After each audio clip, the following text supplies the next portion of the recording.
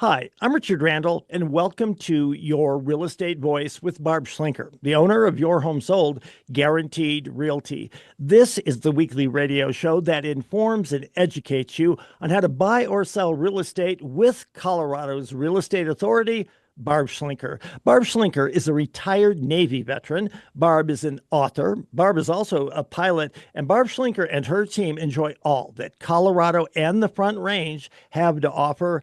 Barb, always great to be talking with you. Now, we air Your Real Estate Voice every Saturday. If you can't listen to the entire show, it is always available on Barb's site, barbhasthebuyers.com, or just go ahead and search for Barb on most of the podcast platforms like iHeartRadio, as well as the others. Every week, Your Real Estate Voice covers great information about the housing market and one of your largest assets, your home. Barb, what are we going to be talking about today? Well, Richard, I'm going to jump right in with some controversy, which is the proposed development of Buc-ees on the north side of the county, right there at County Line Road. And I believe it's going to be on the northwest side of the highway. Is that what you read, Richard? Yeah, that's my understanding as well. Yeah. And it's so pretty there. There has been land for sale there for a long time. And because I drive by it all the time, I live in Monument, so anytime I head up to Denver, I'm getting on the highway at that point. It's also the point of some of the worst weather in the winter time because it is definitely the top of the Palmer Divide. So there's always traffic problems in the winter there. But anyway, we'll just kind of give an update on what is going on back and forth with the proposed development. I'm pretty sure it's not set in stone. Lots of controversy about this one. And then the next topic we're going to be covering are basically the top steps to get your home ready for sale. That's always important.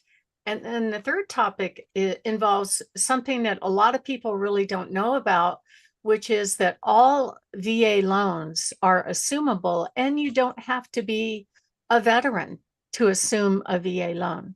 So if a home seller decides to let their low interest veteran loan be assumed, it makes it pretty much one of the hottest pieces of real estate in town. So we'll go into how that works and kind of the pros and cons from both sides.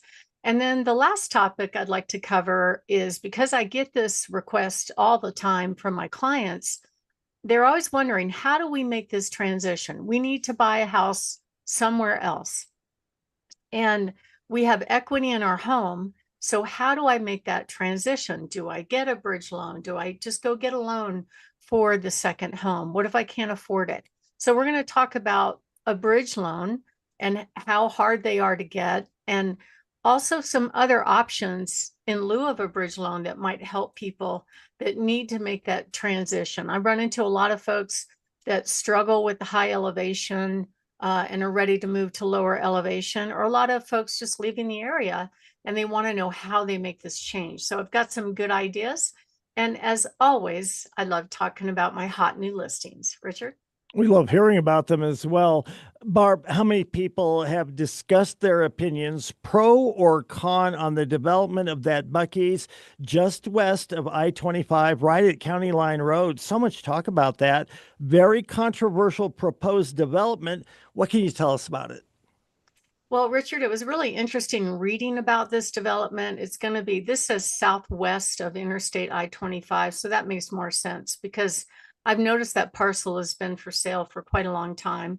But the proposal is for a 74,000 square foot development, which includes basically hundreds of gas pumps, this big giant, it's like a big box store.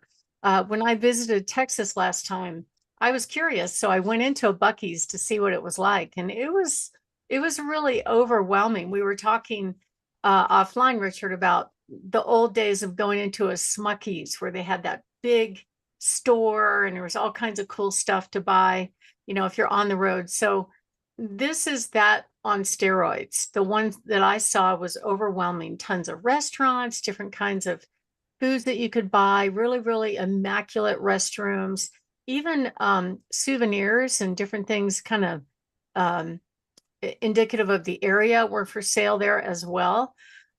So the progress on this from what I could read today was that apparently the Buc-ees Corporation could have targeted Monument. They could have targeted Woodmore, which is probably actually one of the closest neighborhoods. There's also a bunch of 5-acre lots nearby that location. And I'm sure they bought up there to have peace and quiet and serenity, right? But this is going to bring in a huge attraction. The only other one that's in Colorado is up north, I believe, north in Greeley County, Johnstontown or something like that. And they're happy with it because it's bringing in about $1 million a year in tax revenue. And it kind of put that town on the map. So Palmer Lake is an historic town. So what the Buc-ees Corporation apparently did is reached out to them and said, hey, would you like to annex this land? So the way they would have to do that, Palmer Lake is a good, probably two and a half miles to the west of that site. So they're planning to annex the land on both sides of County Line Road leading up to this parcel, which will make it kind of like a flag extension of Palmer Lake to collect the $1 million a year tax revenue. But there's lots of fighting with the city council about it. The mayor already resigned because there was things said. I it wasn't really clear from everything I read, but it looked like real high drama that was going on. But at the end of the day, what I did read is that the city council has a legal obligation to consider if somebody does a legal application to annex, right? So they did consider it, and the city council deemed this project to be eligible for annexation. And that's kind of where we stand right now. There were supposed to be some meetings late June, but I never heard the result of that. And so, it could be a good thing for the development around there, but it also could be a bad thing in that it's going to increase traffic. It's going to be very interesting in the winter time because there's a whole lot of problems that happen over there.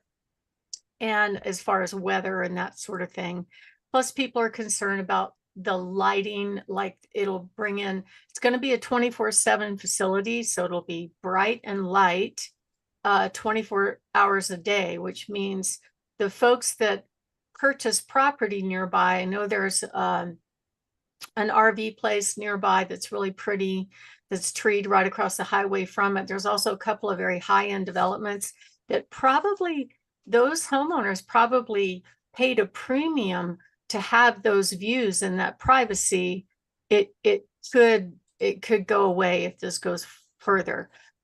We're hearing that the one up in Johnstontown added about 250 employees. And of course, there's people that oppose the idea because of how pretty it is. When you drive from the north side of El Paso County and go all the way up into Douglas County, that whole area, the Greenland Conservation area, and they even when they expanded the freeway, they actually created a ramp for wildlife to cross the freeway so fewer would be killed in accidents. So we'll see what happens, but I think it's going to be interesting to see it if it moves forward or whether or not the opposition would work. But it's a very, very controversial topic. I see signs all around, and it'll be interesting to see what's going on. In terms of the real estate market, I mean, right now, it definitely is slower than normal. The mortgage rates have been steady as you go now for, I don't know, 4 or 5 months. The rates are basically the same. The market seems stable. And if you look county by county, like El Paso County, the prices actually went up about 1% in the past month. The average days on market stayed about the same, 77 days, but the number of available homes, the inventory, went up by 8% in just a few weeks. So I think that could have an impact on the speed of sale and the sales price. Douglas County was pretty much stable for the past 2 weeks. Teller County also more the same.